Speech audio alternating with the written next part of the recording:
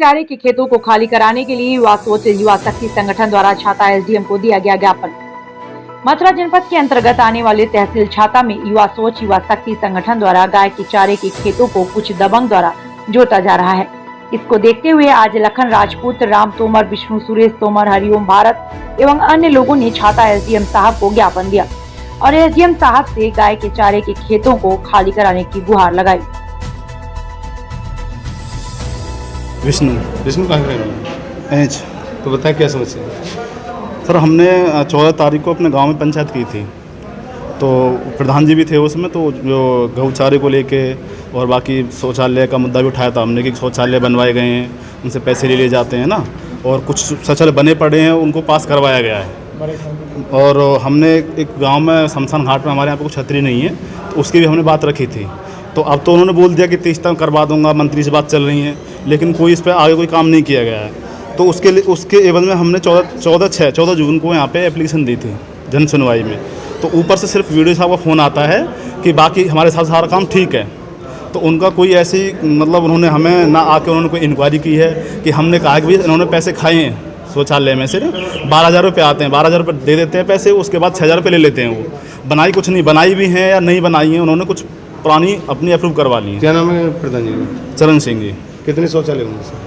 शौचालय कितना? 300 शौचालय 300 शौचालय ऊपर से 300 शौचालय का पैसा आया है जो ये बता रहे हैं। और हमारे हिसाब से जो हम अपनी नॉलेज बताते हैं, मुश्किल से 10 से 20 शौचालय निर्माण कराया गया नया, बाकी पुराने ही शौचालय हैं सारे। क्या चाहते हैं? हम चाहते हैं कि उसकी पूरी जांच बिठाई जाए, निष्पक्ष जांच बिठाई जाए कि उनसे पैसा क्यों लिया गया, पुराने शौचालय क्यों अप्रूव करवाए गए हैं।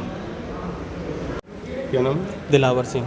तो बताएं यहाँ छाता तहसील में है, क्या समस्या है? ये तो हमने ऑनलाइन जनसेवा केंद्र पे भी हमने पहले एप्लीकेशन दी थी, उसमें भी हमें बस एक फ़ोन कॉल आके उसके बाद उस पर कोई कार्रवाई नहीं हुई। फिर हमने सोचा कि पहले अब आगे जो भी हम कार्रवाई करेंगे वो सीधा एसडीएम ऑफिस जाएंगे। अब यहाँ पे हम आज एप्लीकेशन देंगे एसडीएम साहब को। अगर यहाँ पे भी अगर हमें कुछ नहीं मिला तो हम आगे फिर लखनऊ सीधा हम मुख्यमंत्री जी से भी इसके बारे में बात करेंगे कि जो हमारा प्रशासन है, अगर क्योंकि अब तक हमने जो ऑनलाइन जितना भी हमने कार्रवाई की है उस पर हमें कोई भी सफलता नहीं मिली है। बट अब हम एक बार एसडीएम साहब के पास भी आए हैं। अगर हम ये हमारे कार्य को सब कर देते हैं, जो हमें हमारे ग्राम पंचायत में जो गौचारा है उसको खाली करवा देते हैं तो ठीक है। अदरवाइज़ यहाँ से भी हमें सफलता नहीं मिली तो हम और आगे जाएंगे। और उसमें हमने गाँव में भी सबको इकट्ठा करके सबसे राय लेने की कोशिश करी, बट किसी ने उस तरीके से हमें फीडबैक नहीं दिया है। तो हमारा युवा सोच युवा शक्ति संगठन आज यहाँ एप्लीकेशन फाइल करने के लिए आया है। अच्छा, कब्जा किसका है? ये कब्जा गांव के बहुत सारे लोग हैं, बट उनका उस तरीके से कब्जा नहीं है। बट उन्होंने जिनका खेत उनके चारों तरफ आ रहा है उन लोगों ने अपना बढ़ा रखा है।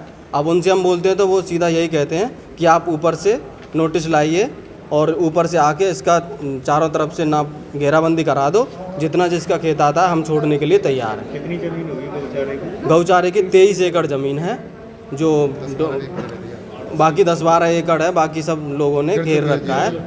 और अभी हम इसलिए जल्दी कार्रवाई चाहते हैं कि धान फसल का टाइम है और लोगों ने खेत में फसल बोने के लिए तैयार है, ताकि क्योंकि हमारा किसी को ठेस पहुंचाने का कोई मकसद नहीं है। अगर वो फसल बो देते हैं फिर काटने में मतलब ये है कि अगर फिर घेराबंदी कराते हैं तो उनको भी नुकसान होगा। हमारा किसी को परेशान करने का कोई ध्येय नहीं है। और भी कोई गाँव में शिकायत है? गांव में शिकायत है कि हमारे गांव में विकास को लेके भी बहुत सारी शिकायत हैं। हमारा संगठन भी विकास को लेके बहुत तत्पर है, उसमें काम करने के लिए हम बहुत आगे आते हैं, अपने खुद कंट्रीब्यूशन से भी काम करते हैं, बट उसमें गांव की कोई सपोर्ट नहीं मिलती है। जो गांव के प्रधान हैं उनसे भी हमें कोई ऐसा फीडबैक नहीं मिलता है। और सीधा बोला जाए तो अभी तक पंचवर्षीय योजना में हमारे गांव में कोई ऐसा काम नहीं हुआ है जिससे कि हमें ये लगे कि हमारे गांव के प्रधान ने भी कुछ किया है। बाकी वो सारी चीज़ें, बहुत सारी चीज़ें हैं जो धीरे धीरे निकल के आएंगी। लखन राजपुर, कहाँ के रहने वाले? गाँव है जी। तो बताएं यहाँ एसडीएम साहब से मिलने के लिए आए, क्या समस्या? जी, एसडीएम साहब से मिलने के लिए इसलिए आए हैं कि यहाँ पे हमारे जो गांव का एक चारागाह है जो कि कुछ दबंगों ने घेरा हुआ है, और उसके लिए कई बार कंप्लेंट भी हो गई हैं, लेकिन कोई ऊपर तक सुनवाई नहीं है। एक बार सुनवाई भी हुई थी, लेकिन वो 10-5 लोग थे, उन्हें दोबारा घर भेज दिया गया, कोई भी सुनवाई नहीं हो रही है। और ये जो उनका हम पहले भी एप्लीकेशन दे चुके हैं, उससे पहले भी एप्लीकेशन दिए हैं, नहीं तो यहाँ तहसील में कोई सुनवाई हो रही है, नहीं ऊपर लेवल पर काम हो रहा है। अच्छा, आपके गांव के जो प्रधान है उनका क्या नाम है? वो चरण सिंह जी है। तो उनसे कभी इस विषय में बात की? बात हुई है, लेकिन वो चुपचाप लगा जाते हैं, कहते हैं कि ठाकुर जाटो वाली बात है, कोई मैं इसमें काम नहीं करूँगा। वो वोट बैंक की राजनीति करते हैं।